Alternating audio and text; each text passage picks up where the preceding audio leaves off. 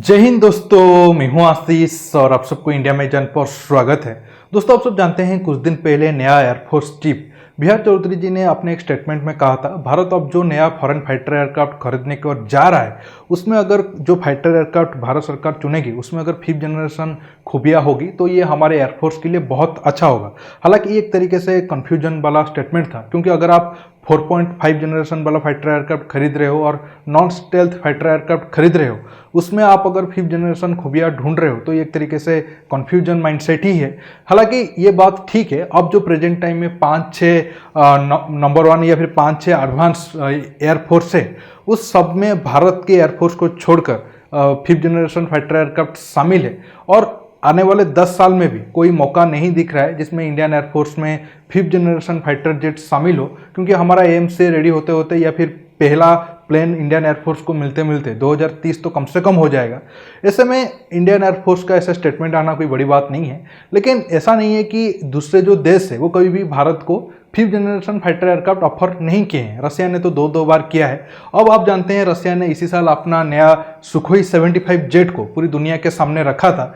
अब बड़ा सवाल यह है, क्या भारत राफेल जेट जो MRF जेट डील में सबसे आगे है, क्या उसे कैंसिल करके रसिया का नया 5th जनरेशन फाइटर एयरक्राफ्ट की ओर जाएगा? अगर हम रसिया की सुखोई 75 को चुनते हैं तो ये आगे आने वाले टाइम में हमारे इंडियन एयरफोर्स की ताकत को बढ़ाने में कितना मददगार साबित होगा? दोस्तों, ये सारे सवालों पर मैं बात करूंगा। जानने के लिए आप आखिर तक की वीडियो को देखते रहिए और ज़्यादा से ज़्यादा लाइक शेयर करना बिल्कुल मत भूलिए। दोस्तों, सुखोई 75 रसिया का दूसरा 5th जनरेशन फाइटर एयरक्राफ्ट है। सुखोई 57 के बाद अब रसिया का कोशिश ये है वो सुखोई 75 को बनाकर दुनिया के दूसरे देशों को बेचे। रसिया को ये उम्मीद है जैसे आज से 50-60 साल पहले MiG-21 पूरी दुनिया में धूम मचाया था, वैसा ही आने वाले टाइम में सुखोई 75 रसिया के लिए करे। आप सब जानते हैं MiG-21 एक लौता ऐसा एयरक्राफ्ट है तो दुनिया में सबसे ज़्यादा बना है। आज तक तकरीबन 11,000 MiG-21 को प्रोड्यूस किया गया है और बहुत सारे देशों के एयरफोर्स में वो आज भी एक्टिव है। इसी उम्मीद में रसिया सुखोई 75 को बनाया है, क्योंकि आने वाले टाइम में 5th जनरेशन फाइटर एयरक्राफ्ट का जमाना है। रसिया का ये प्लान है वो भारत को 100 के करीब सुखोई 75 फाइटर जेट बेचेगा। और जब ये फाइटर जेट का अनाउंस हुआ था उस समारोह में वो खरीदारों की लिस्ट में भारत के नेम भी डाले थे, ये तो आप सब जानते हैं। आज भी हमारा एयरफोर्स में तकरीबन 70% फाइटर एयरक्राफ्ट रसियन ओरिजिन के हैं। लेकिन फिर भी दोस्तों, अब चांस कम है भारत राफेल फाइटर जेट को कैंसिल करके अपने एयरफोर्स के लिए MRF डील में Sukhoi 75 5th generation fighter aircraft को चुने। ऐसा मैं क्यों कह रहा हूँ आपको आगे बताऊंगा। पहले जान लेते हैं सुखोई 75 फाइटर जेट कितना अच्छा है, फिर आपको मैं आगे बताऊंगा ये 5th जनरेशन फाइटर एयरक्राफ्ट होने के बावजूद क्यों ये इंडियन एयरफोर्स में शामिल होने की चांस बहुत कम है। दोस्तों, सुखोई 75 सिंगल इंजन वाला स्टेल्थ फाइटर एयरक्राफ्ट होगा और इसमें डाइवर्टलेस इनलेट और V शेप टेल और इंटरनल ओपन बे होंगे। सुखोई 75 की रेंज तकरीबन 3000 किलोमीटर होने वाला है और ये अपने साथ तकरीबन 7400 kg के पेलोड लेकर जा सकता है और इसकी स्पीड मैक 1.8 से लेकर मैक 2 तक हो सकता है और ये अपना ओपन बे में 5 मिसाइल को लेकर जा सकता है। अब हम इंजन की बात करते हैं। पहले जो प्रोटोटाइप बनेंगे उसमें शायद AL-41 इंजन लगाकर टेस्ट किए जाएंगे, लेकिन बाद में जब मास प्रोडक्शन के लिए जाएगा तो उसमें आइडियलाइज 30 इंजन इस्तेमाल होगा और ये इंजन AL-41 इंजन से तकरीबन 30% हल्का होगा लेकिन 18% मोर इफेक्टिव होगा। और आइडियलाइज 30 इंजन तकरीबन 108 किलोन्यूटन ड्राई थ्रस्ट पैदा कर पाएगा और तकरीबन 172 किलोन्यूटन आफ्टर बर्नर थ्रस्ट पैदा कर पाएगा। और आइडियलाइज 30 इंजन रसिया का सबसे बेहतरीन इंजन आगे होने वाला है। कॉकपिट की बात करें तो ये भी काफ़ी एडवांस होगा। सुखोई 57 की तरह इसमें ग्लास कॉकपिट होगा जिसमें मल्टी फंक्शनल LCD डिस्प्ले होगा और हेड अप डिस्प्ले सिस्टम भी होगा। एवियोनिक्स की बात करें तो इसमें भी एसआर रडार लगेगा। हालांकि जो एसआर रडार होगा वो कितना ताकतवर होगा अब तक रसिया ने इसके ऊपर कोई खुलकर नहीं बताया है। हथियार की बात करें तो सुखोई 75 अपने ओपन वैली में 5 एयर टू एयर मिसाइल जो अलग अलग रेंज के होंगे उनको साथ में लेकर जा सकता है। मिसाइल में R-74M जैसे short range air to air missile होगा, R-77 medium range air to air missile होगा, KH-38 air to ground missile हो सकता है, KH-58 जैसे एंटी रडार मिसाइल भी हो सकता है। इसके साथ KAV-250, S-8 और S-13 जैसे मिसाइल को भी सुखोई 75 अपने साथ लेकर जा सकता है। और सबसे बड़ी बात है कि जो सुखोई 75 है उसका कॉस्ट काफ़ी कम है। इसका कॉस्ट तकरीबन $30 मिलियन के करीब है। बाकी इसके जितने भी कॉम्पिटिटिव है उनका कॉस्ट बहुत ज़्यादा है। अगर हम F-35 की बात करें तो उसका भी कॉस्ट $75 मिलियन के करीब है।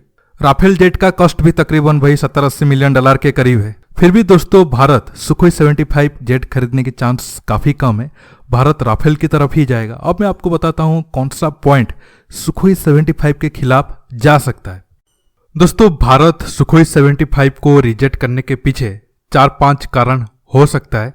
पहला कारण है कि रसिया का एक्सपीरियंस स्टेल्थ या फिर 5th जनरेशन फाइटर एयरक्राफ्ट बनाने को लेकर बहुत ज़्यादा नहीं है। अब तक रसिया का जो सुखोई 57 है वो मास प्रोडक्शन के लिए नहीं गया है। हालांकि बहुत जल्द जाएगा, लेकिन पिछले 2-3 साल से न्यूज आ रहा है कि बहुत जल्द ज़्यादा नंबर पर सुखोई 57 को बनाया जाएगा, लेकिन उसमें लेट हो रहा है। अगर हम सुखोई 75 की बात करें तो ये सिंगल इंजन वाला फाइटर एयरक्राफ्ट है और आप पिछले 30-40 साल या 50 साल अगर ले लो तो मिग 21 के बाद शायद रसिया कोई भी सिंगल इंजन वाला फाइटर एयरक्राफ्ट को डिजाइन करके नहीं बनाया है।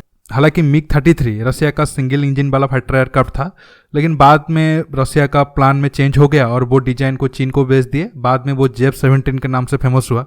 इसलिए शायद भारत या फिर इंडियन एयरफोर्स रसिया का सुखोई 75 सिंगल इंजन वाला फाइटर एयरक्राफ्ट पर ट्रस्ट कम करे, क्योंकि अब रसिया की एयरफोर्स खुद इंटरेस्टेड नहीं है सिंगल इंजन वाला सुखोई 75 के लिए। रसिया सिर्फ उसे दूसरे देशों को बेचने के लिए ही बना रहा है। दूसरा है टाइम, क्योंकि दोस्तों 2023 में इसका पहला फास्ट फ्लाइट टेस्ट होगा।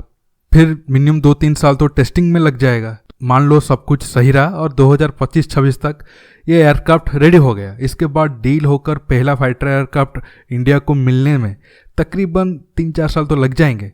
मतलब 2029-30 से पहले भारत को पहला 5th जनरेशन सुखोई 75 नहीं मिलने वाला है और उस टाइम पीरियड में हमारा MCA फाइटर जेट आ जाएगा।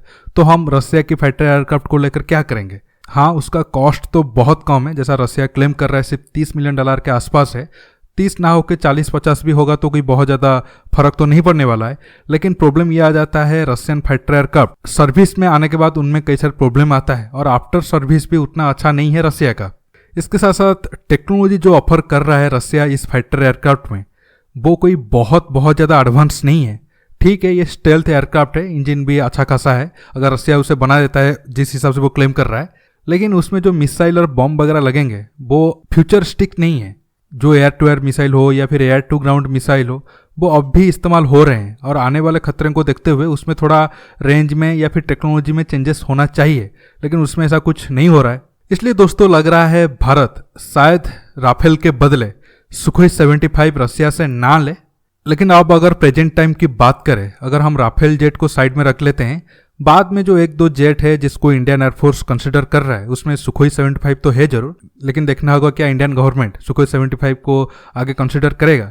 लेकिन मेरे हिसाब से राफेल फाइटर जेट इंडिया के एयरफोर्स के लिए सबसे अच्छा ऑप्शन है और हम खुद अपने एम से प्रोजेक्ट के लिए जाना चाहिए। बाकी आप इस टॉपिक पर क्या सोचते हो नीचे कमेंट बॉक्स में कमेंट करके बताइए और ये वीडियो को ज़्यादा से ज़्यादा लाइक शेयर करना बिल्कुल मत भूलिए।